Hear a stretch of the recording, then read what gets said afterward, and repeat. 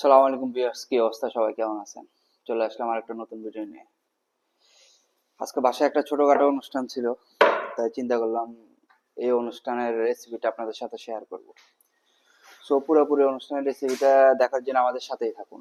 আশা করি ভালো লাগবে, ভিডিওটা উপভোগ করবেন। করি জাল শাহী রেজালা। ওকে, সর্বপ্রথম আমরা তেল ইউজ করলাম। তেলগুলো গরম হওয়া পর্যন্ত আমরা ওয়েট করব। তেলগুলো গরম হয়ে গেছে দেখতে দেখতে আমাদের। এখন আমরা এখানে তেলের মধ্যে কিছু গোটা গরম মশলা দিয়ে দেবো। আমরা এখানে দিয়ে দেবো পেঁয়াজ কুচিগুলা। পেঁয়াজ কুচিগুলো আস্তে আস্তে সুন্দর করে ভেজে নেবো একটু একটু করে। পেঁয়াজগুলো ভাজা শেষ, এখন আমরা এখানে দিয়ে দেবো পরিমাণ মতো আদা বাটা। এখন দিয়ে দেবো পরিমাণ মতো রসুন বাটা। এগুলো আপনারা আপনাদের মাংসের ওজন অনুযায়ী ইউজ করবেন আর কি। আমাদের যেহেতু মানুষ বেশি, তাই আমরা একটু বেশি ইউজ করতেছি এগুলোতে। আদা বাটা রসুন বাটা দেওয়ার পরে আমরা এগুলো একটু ভালো করে মিশিয়ে নেবো লাড়াচাড়া করে। এখন এখানে একটু পরিমাণ মতো লবণ দিয়ে দেবো আমরা। লবণ দেওয়া শেষ, এখানে ইউজ করবো হলুদের গুঁড়া পরিমাণ মতো।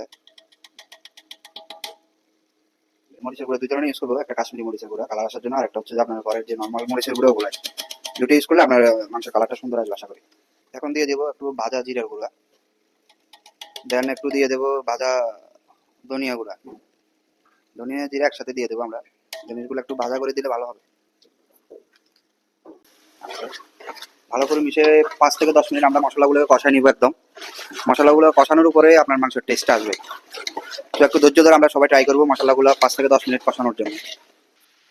এখন আমরা আস্তে আস্তে মাংসগুলো ঢেলে দেবো এখানে, কারণ আমাদের মশলাগুলো পারফেক্ট ভাবে কষানো হয়ে গেছে। অল্প অল্প করে মাংসগুলো দিয়ে দেবো এখানে। মাংসগুলো দেওয়ার পর আমরা এগুলো একটু মশলার সাথে ভালো করে মিক্স করে নিবো, লাড়াচাড়াই একদম যতটুকু পারা যায় আর কি। আমাদের মাংসগুলো মিক্স করা হয়ে গেছে। এখন আমরা এখানে কাঁচামরিচগুলো পরিমাণ মতো কাঁচামরিচগুলো দিয়ে দেবো, কারণ কাঁচামরিচে মাংসের স্বাদটা অনেকটা বাড়াই যায়। এখানে অনেকটা ফ্লেভার বেড়ে যাবে কাঁচামরিচগুলো ইউজ করার পর। আমরা এখন এগুলো ব্লেন্ডার করে নেবো, এই বাদামগুলো বাদাম। দেন এখানে বেরেস্তাগুলো পেঁয়াজ বেরেস্তা করে রাখছি, এগুলো একসাথে ব্লেন্ডার করে নেবো। দইগুলো এখানে সবগুলো মিক্স করে একসাথে ব্লেন্ডার করে নেবো আমরা, তাহলে ফ্লেভারটা ভালো আসবে। আমাদের এখানে মাসালা মাংসটা মোটামুটি একটা কালার আসছে সুন্দর। এখানে মাংস যে পানিটা ছিল ওগুলো অনেকটা ছেড়ে দিয়েছে, যার কারণে আমি এখানে অল্প পরিমাণ মাংসের জন্য গরম পানি ইউজ করবো। গরম পানি ইউজ করলে কি মাংসের টেস্টটা অনেকটা ভালো আসে এবং কালারটা অনেক সুন্দর আসে। একটু গরম পানি দাও এখানে, অল্প অল্প। এখানে আমরা এখন ইউজ করবো মাংসগুলো শেষ করে, যে এখন ইউজ করবো এখানে যে ব্লেন্ডার করে রাখছিলাম বাদাম বাটা দই বাটা এবং পেঁয়াজ বেরেস্তাগুলো দিয়ে দেবো এখানে মাংসের উপরে।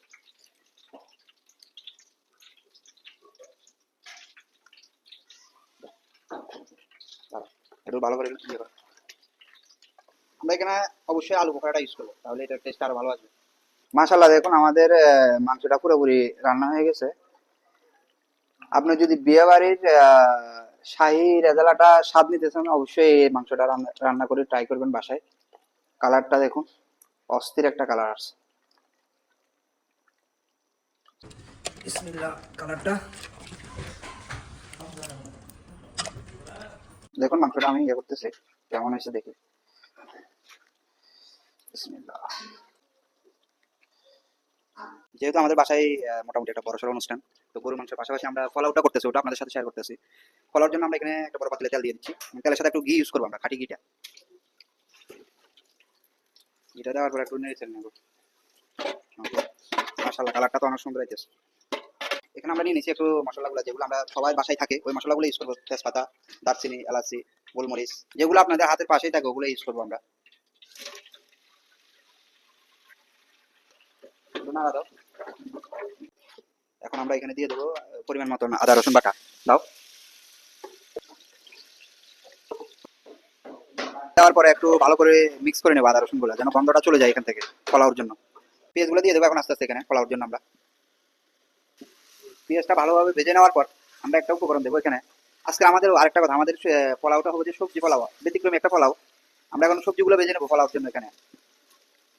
সবজিগুলো আমরা নিচ্ছি এখানে পোলাওর জন্য ফুলকপি, গাজর, ক্যাপসিকাম।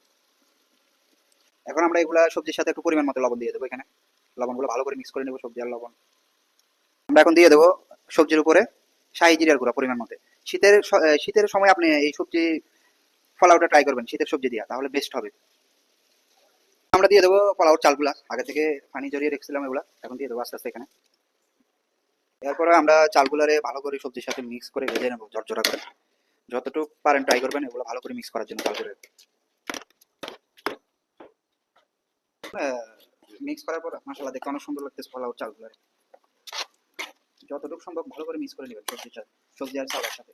চালগুলো ভাজার পর আমরা এখন এখানে দিয়ে দেবো কাজু বাদাম পেস্ট করা, ব্লেন্ডার করা।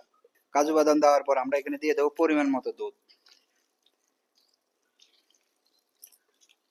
ভালো করে দিতে হবে দুধগুলা। সবকিছু দেওয়ার পর আমরা এখন এগুলা চাউল এবং দুধ সবজিগুলো ভালো করে মিক্স করে নেব যতটুকু সম্ভব।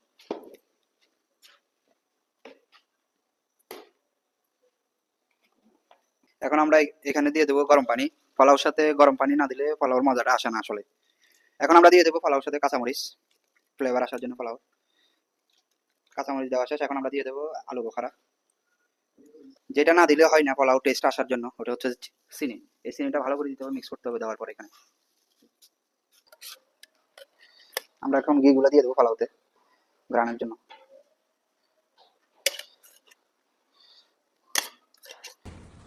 এই যে পোলাওটা রেডি হয়ে গেছে, সবজি পোলাও।